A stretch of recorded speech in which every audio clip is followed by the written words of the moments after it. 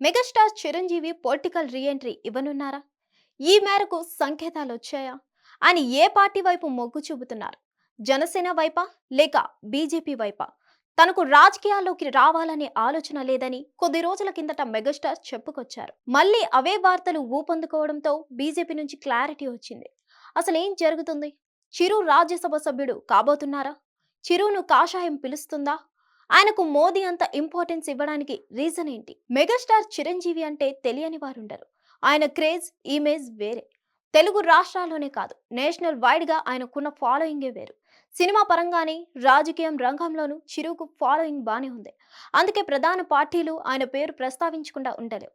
అయితే చిరంజీవి పొలిటికల్ గా యాక్టివ్ కాబోతున్నారన్న వార్త ఇప్పుడు ఇంట్రెస్టింగ్ గా మారింది. కమలం చిరును ఆకర్షిస్తుందన్న టాక్ ఆసక్తి రేపుతుంది.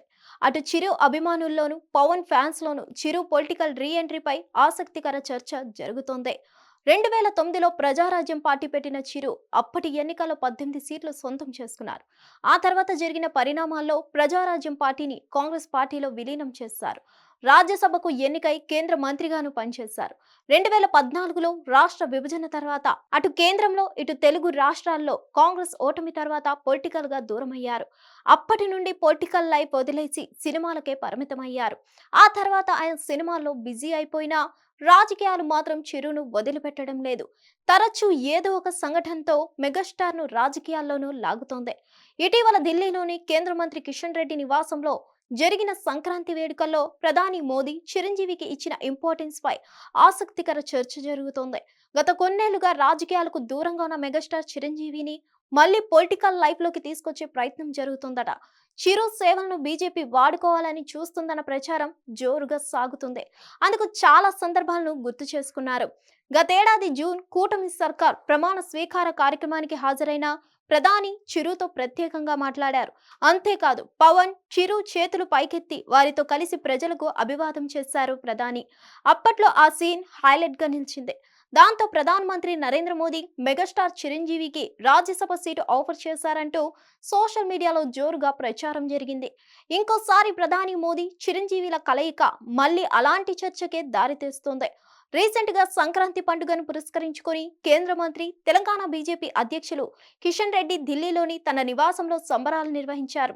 ప్రధాని నరేంద్ర మోదీ, లోక్సభ స్పీకర్ ఓం బిర్లా సహా పలువురు ప్రముఖులు హాజరయ్యారు. ఇదే కార్యక్రమానికి ముఖ్య అతిథిగా మెగాస్టార్ చిరంజీవి కూడా పాల్గొన్నారు.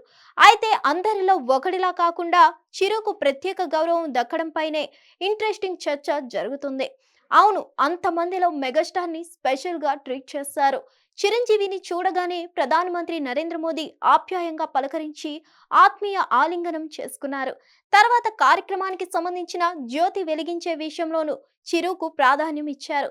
ప్రధాని మోదీ తొలుత ఓ ఒత్తి వెలిగించగా చిరంజీవి రెండో ఒత్తిని వెలిగించారు.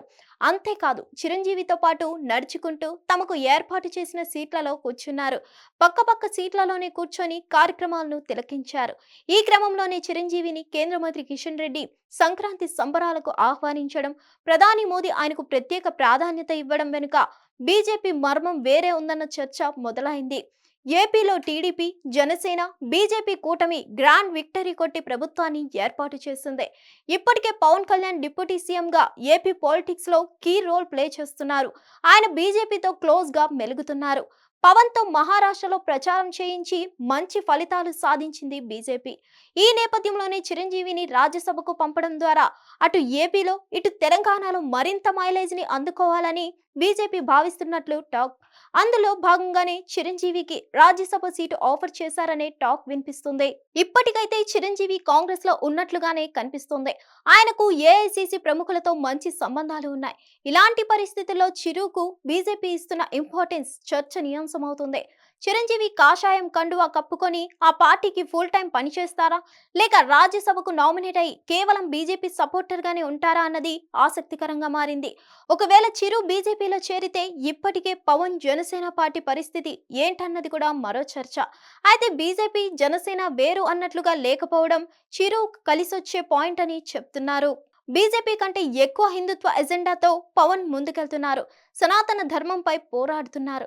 ఈ విషయాలతో బీజేపీ జనసేన మధ్య మంచి సంబంధాలు ఉన్నాయని స్పష్టమవుతోంది.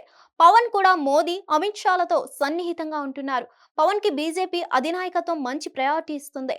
ఈ నేపథ్యంలో చిరు బీజేపీ కండువా కప్పుకుంటారా? రాజ్యసభకు నామినేట్ అవుతారా? ఇద్దరు బ్రదర్స్ ఏపీ రాజకీయాల్లో ఒకే ఫ్రేమ్ లో సెన్సేషన్ సృష్టించబోతున్నారా? ఎన్నడూ కని విని ఎరుగని పాలిటిక్స్ కి రూపుదిద్దనున్నారా అన్నది ఆసక్తి రేపుతుంది.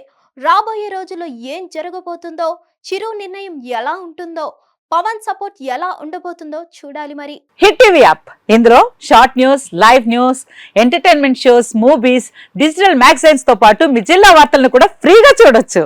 అంతేకాదు కేజీ నుంచి పీజీ వరకు విద్యార్థులకు స్కాలర్షిప్ కూడా అందిస్తున్నాం. ప్రతి వారం 10 మందికి లక్కీ డ్రా ద్వారా ఒక్కొక్కరికి 10,000 రూపాయలు అందిస్తున్నాం. ఇంకెందుకు ఆలస్యం, వెంటనే హిట్ టీవీ యాప్ ని డౌన్లోడ్ చేసుకుని ఫ్రీగా ఎంటర్టైన్మెంట్ పొందండి. Hit TV app. Hit TV app. Please download hit TV app. Hit TV app ని ఫ్రీగా డౌన్లోడ్ చేసుకొని ఎంజాయ్ చేయండి. మీకు నచ్చిన ఎంటర్టైన్మెంట్ కోసం హిట్ టీవీ యాప్ ని ఫ్రీగా డౌన్లోడ్ చేసుకొని ఎంజాయ్ చేయండి. హిట్ టీవీ యాప్ ని డౌన్లోడ్ చేసుకుని ఆస్వాదించండి, ఆశీర్వదించండి. ఇంతమంది సెలబ్రిటీలు హిట్ టీవీ యాప్ ని డౌన్లోడ్ చేసుకోండి అని చెప్తున్నారంటే ఎంత మంచి యాప్ ఆలోచించండి. అమెరికా అమెరికా అమెరికా అమెరికాలో చదవాలనుకునే వాళ్ళకి విశ్వసనీయమైన పేరు మన శౌర్య కన్సల్టెన్సీ. UK లో 1 year masters. UK లో 1 year masters. 2 years work permit up to 5 years visa. Contact Saurya Consultancy. Contact 89851 89851.